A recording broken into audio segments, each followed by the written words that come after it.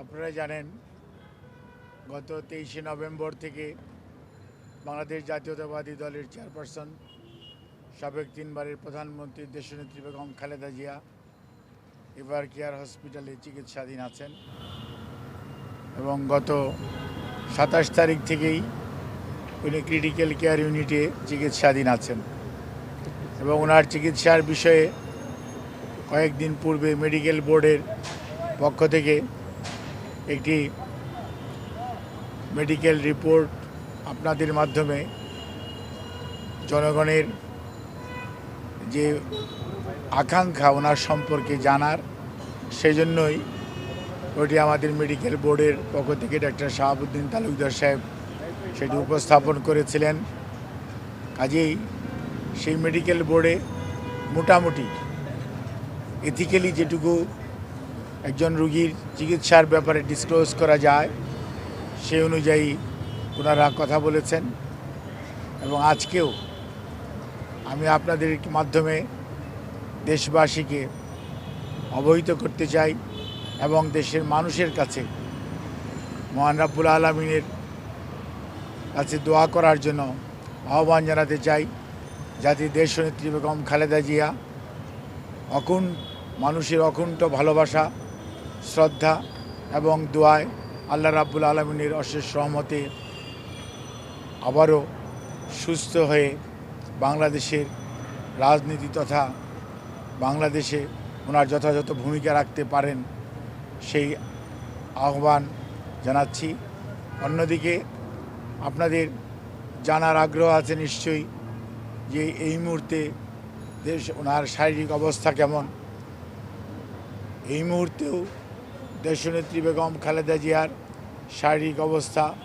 পূর্বে যে অবস্থায় ছিল, অর্থাৎ যেভাবে আমি কয়েকদিন আগেও আপনাদেরকে বলেছিলাম যে ওনার চিকিৎসা মেডিকেল বোর্ড, ওনার মেডিকেল বোর্ড একটি যে সারা বাংলাদেশের কয়েকজন ডাক্তার, ঠিক তা না, আমি আগেও তাদের নাম বলেছি, আজকেও হয়তো পরে বলে দিব। এখানে বাংলাদেশ, ইউকে এবং ইউনাইটেড স্টেটস অফ আমেরিকার অ্যাজ ওয়েল এস অস্ট্রেলিয়ার চিকিৎসকদের সমন্বয়ে গঠিত একটি মেডিকেল বোর্ড। সেই বোর্ড প্রতিদিন সকালবেলা ওনার স্বাস্থ্য পরীক্ষা করেন এবং ওনারা এখানে আলোচনা করেন, কিন্তু যেহেতু টাইম ডিফারেন্স আছে সেজন্যই প্রতিদিন আবার সন্ধ্যার পরে বিদেশিদের সাথেও আমাদের যৌথ এমডিটি মানে মেডিকেল মাল্টিডিসিপ্লিনারি যে মেডিকেল টিম সেটার মিটিং হয় এবং তারই পরিপ্রেক্ষিতে ওনার চিকিৎসা এখানে পরিচালিত হচ্ছে এবং উনি আলহামদুলিল্লাহ এখন পর্যন্ত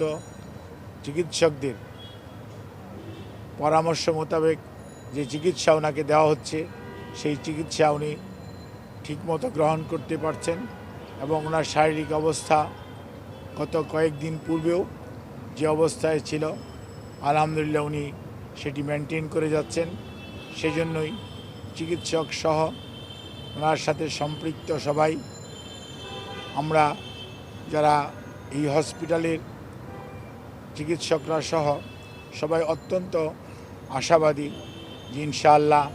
দেশনেত্রী বেগম খালেদা জিয়া ধীরে ধীরে সুস্থ হয়ে যাবেন। তারপরেও মনে রাখতে হবে ওনার যে অসুস্থতা এবং ওনার যে বয়সের চেয়ে বেশি ওনার যে অসুস্থতা এবং ওনাকে পরিকল্পিতভাবে যেরকম অসুস্থ অবস্থার মধ্যে বিগত সময়ে ঠেলে দেওয়া হয়েছে, চিকিৎসা যথাযথভাবে দেওয়া যায়নি অথবা দিতে দেওয়া হয়নি, সেই কারণেই ওনার শারীরিক জটিলতা মারাত্মক রকম বেড়ে গিয়েছিল। সেই জন্যই এবার উনি বেশ কঠিন সময় পার করছেন। কাজেই এই বিষয়ে আমি শুধু আপনাদের এইটুকু অবহিত করতে চাই, দলের ভারপ্রাপ্ত চেয়ারম্যান জনাব তারেক রহমান, ওনার সহধর্মিণী ডক্টর জুবাইদা রহমান সবসময়ই ওনার চিকিৎসার ব্যাপারে সার্বক্ষণিকভাবে তদারকি করছেন এবং ওনার পরিবারের সদস্যদের মধ্যে মরহুম আরাফাত রহমান কোকোর সহধর্মিণী সৈয়দা শামেলা রহমান, ওনার ছোট ভাই শাহিম ইস্কান্দার সহ ওনার বড় বোন, ওনারা সবাই পরিবারের সদস্যরা সার্বক্ষণিকভাবেই ওনার চিকিৎসার ব্যাপারে খোঁজ নিচ্ছেন এবং ওনার পাশে তো আর থাকা যাচ্ছে না, যেহেতু উনি ক্রিটিক্যাল কেয়ার ইউনিটে আছে, কাজে ওনারা হসপিটালে অথবা হসপিটালের বাইরে অবস্থান করে ওনার চিকিৎসার ব্যাপারে সব সময় খোঁজ নিচ্ছেন। আর দলের মহাসচিব সহ স্থায়ী কমিটির সকল সদস্যরা এবং বাংলাদেশ জাতীয়তাবাদী দলের অগণিত নেতাকর্মী সহ দেশের সকল রাজনৈতিক দল, সর্বোপরি প্রধান উপদেষ্টা সহ অন্তর্বর্তীকালীন সরকারের উপদেষ্টা মণ্ডলী এবং সেই সাথে এই সরকারের বিভিন্ন পর্যায়ের সহযোগিতা আমরা অত্যন্ত শ্রদ্ধার সঙ্গে কৃতজ্ঞতার সঙ্গে স্মরণ করি এবং তারা সার্বক্ষণিকভাবে আমাদের সহযোগিতা দিয়ে যাচ্ছেন। এবং সর্বোপরি এই হসপিটালের কর্মরত চিকিৎসক, নার্স এবং বিভিন্ন পর্যায়ের কর্মকর্তারা তাদের সহযোগিতা অব্যাহত রেখেছেন। অন্যদিকে আমি আপনাদের মাধ্যমে এই আহ্বান জানাতে চাই যে এই হাসপাতালে আরও অনেক রোগী চিকিৎসাধীন আছেন, সেই সমস্ত রোগীদের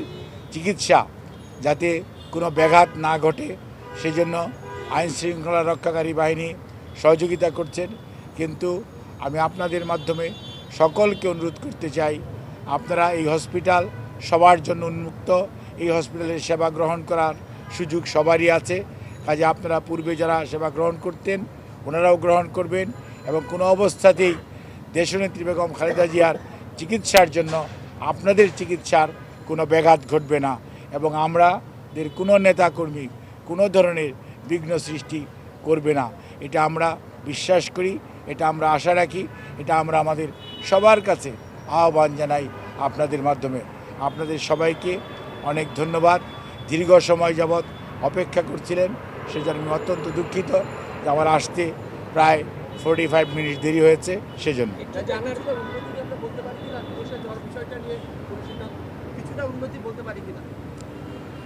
ওনার অবস্থা